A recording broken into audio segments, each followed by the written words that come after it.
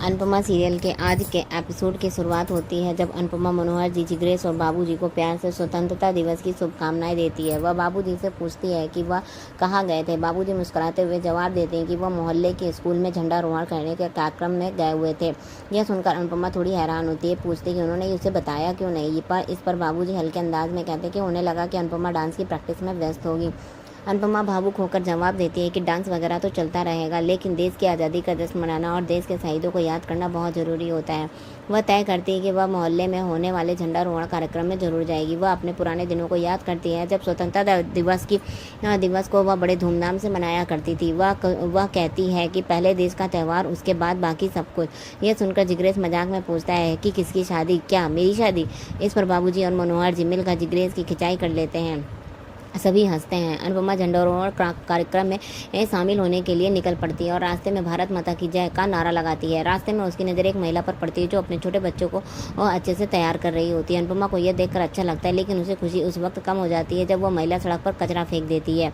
पास खड़ी सफाई कर्मी उस महिला को टोकती है कि कचरा डस्टबिन में फेंको, लेकिन महिला उल्टा जवाब देती है और कहती है कि सफाई तो तुम्हारा काम है। यह बात सुनकर अनुपमा को बहुत दुख होता है। वह महिला के पास जाकर उसे समझाती है। वह कहती है कि सफाई कर्मी हमारे शहर को साफ रखने के लिए दिन रात मेहनत करते हैं और हमें उनके काम की इज्जत करनी चाहिए, ना कि उसे नीचा दिखाना चाहिए। वह कहती है कि आप जिस देश में स्वतंत्रता दिवस मना रही हो उस देश को गंदा करते हुए आपको शर्म नहीं आती? जो आप करेंगी वही आपके बच्चे सीखेंगे। यह बात सुनकर महिला को बेटा प्रभावित होता है और वह अपनी माँ द्वारा फेंका गया कचरा उठाकर डस्टबिन में डाल देता है। अनुपमा उसे शाबाशी देती है और महिला शर्मिंदा होकर माफ़ी मांगती है। वहाँ मौजूद लोग अनुपमा को सैल्यूट करते हैं। सभी मिलकर जय हिंद का नारा लगाते हैं। अनुपमा मुस्कुराकर वहाँ से चली जाती है।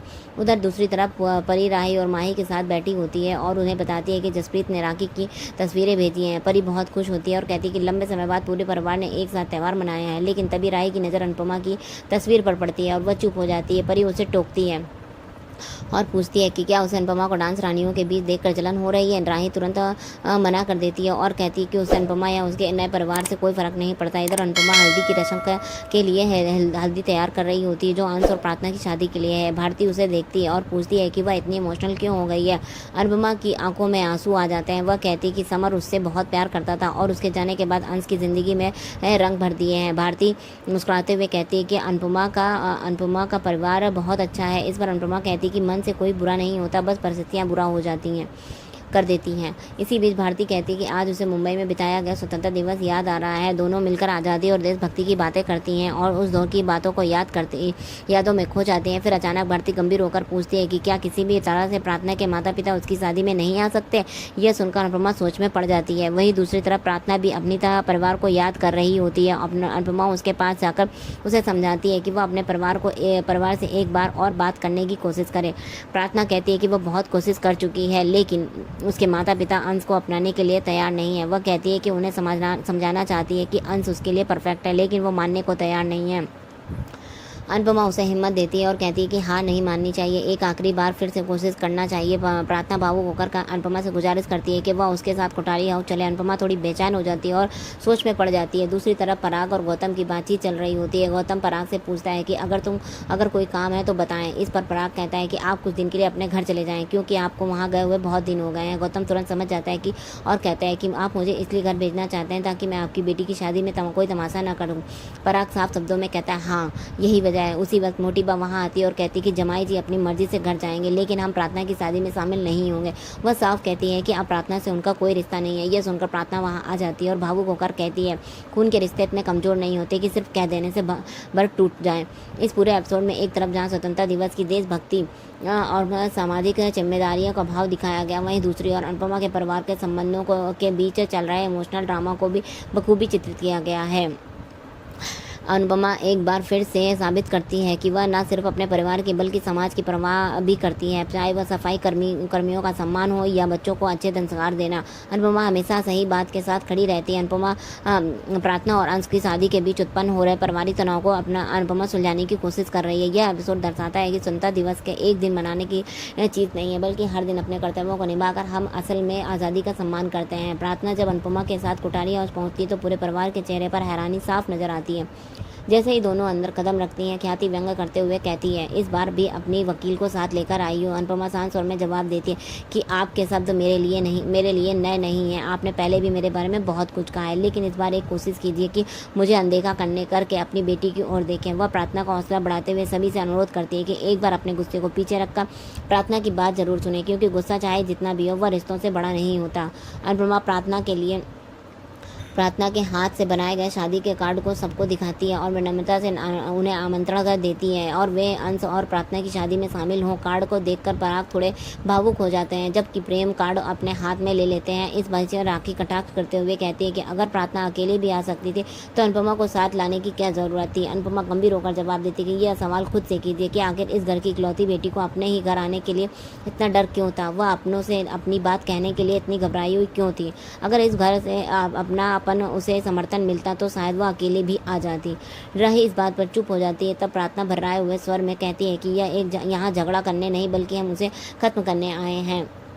वह कहती है कि कभी कभी गुस्सा प्यार पर हावी हो जाता है, लेकिन उसके पीछे भी असल में प्यार ही होता है। वह जानती है कि उसके माता पिता का गुस्सा भी उसी प्यार की एक छाया है। वह शादी का कार्ड दिखाते हुए कहती है कि वह चाहती है कि उसके माता पिता उसकी शादी में शामिल हो और उसे आशीर्वाद दें। वह खासकर पराग से कहती है कि बचपन से उन्होंने उसकी ना जाने कितनी गलतियाँ माफ़ की हैं, तो क्या एक और बार उसे माफ़ नहीं किया जा सकता। पराग की आंखों में भावनाओं की लहरें दिखने लगती हैं, लेकिन इससे पहले कि वह कुछ कहे मोटिबा कड़क आवाज़ में बोल पड़ती है। वह कहती है कि मुझे माफ़ करने लायक गलती नहीं है। उन्होंने प्रार्थना पर तलाक कर लेकर खानदान की परंपरा तोड़ने का आरोप लगाया और साफ कह दिया कि वह इस शादी में शामिल नहीं होंगे। उसका मानना है कि जब भाई भाभी शादी में आ रहे हैं तो उनके ना आने से कोई फ़र्क नहीं पड़ेगा। यह सुनकर प्रार्थना गहरी सांस लेते हुए कहती कि भाई भाभी माता पिता की जगह कभी नहीं ले सकते। वह फिर से पूछती है क्या आप लोग अपनी बेटी की खुशी में शरीक नहीं होना चाहते। ख्याति इस पर बहस को ख़त्म करने की कोशिश करती है और कहती है कि अब इन बातों का कोई मतलब नहीं रह गया। इस पर प्रार्थना भावुक होकर कहती है कि उसे ख्याति को हमेशा अपनी माँ से बढ़कर माना है। ख्याति कड़वाहट से कहती है कि अगर ऐसा होता तो प्रार्थना बाहर वालों को से मदद मांगने की बजाय उसने अपने दिल की बात कहती। प्रार्थना रोते हुए कहती है कि उसने कोशिश की थी, लेकिन उसका कोई दर्द नहीं समझ पाया। इस पर अनुपमा हस्तक्षेप करती है और कहती है जब प्रार्थना साव हाउस में आई थी वह खुद वहाँ मौजूद नहीं थी, लेकिन इसलिए ख्याति को यह गलतफहमी नहीं होनी चाहिए कि प्रार्थना उसे छोड़कर अनुपमा के पास आई थी।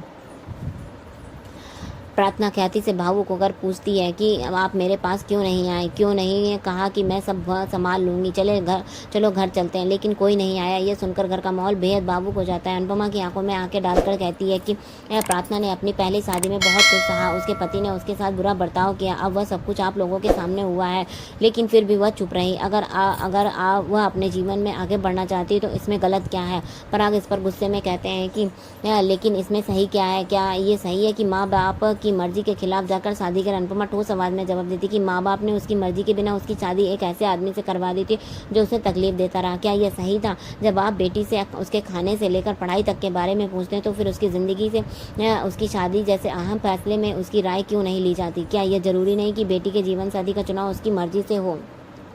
ये सुनकर सभी चौंक जाते हैं और चुप हो जाते हैं। वहीं एपिसोड खत्म होता है, लेकिन कहानी यही नहीं रुकती। अगले दिन का दृश्य शुरू होता है। ये मोटिबा अनुपमा पर तंज कसते हुए कहती है कि जब आप जैसी औरतें आज़ादी का गलत फ़ायदा उठाती रहेंगी तब तक लड़कियों को सही मायनों में आज़ादी नहीं मिलेगी। वह अनुपमा पर आरोप लगाती है और उसे अपने पति को छोड़कर अनुज के साथ बिना शादी के रहने का रास्ता चुना हुआ और इतना कुछ झेलने के बाद भी वह आज भी संघर्ष कर रही है। मोटिबा के इन शब्दों पर अनुपमा मजबूती से कहती है कि हाँ, उसने संघर्ष किया लेकिन कभी हार नहीं मानी। उसने अपने दम पर जिंदगी को फिर से संवारने की कोशिश की। अनुपमा फिर अनु की रसोई में जाती है और वहाँ से अपने नाम के बोर्ड को देखकर एक संतोष की मुस्कान उसके चेहरे पर आ जाती है। वहीं आंखों में संतोष होता है। तमाम मुश्किलों और संघर्षों के बावजूद उसने खुद की पहचान बनाई, एक रास्ता चुना है जो सिर्फ उसका है। कहानी यहीं सिर्फ एक मोड़ आकर थमती है, लेकिन यह स्पष्ट कर जाती है कि सच्चाई, हिम्मत और रिश्तों की कड़वाहट को भी प्यार और समझदारी से बदला जा सकता है। इस पूरे एपिसोड ने न सिर्फ परिवार की आई दरारों को उजागर किया बल्कि यह भी दिखाया कि किसी की आवाज़ उठाने का साहस कितना जरूरी होता है। अनुपमा की बातों ने कोठारी परिवार को सोचने पर मजबूर कर दिया और प्रार्थना की सच्चाई ने उनके दिलों को झकझोर दिया।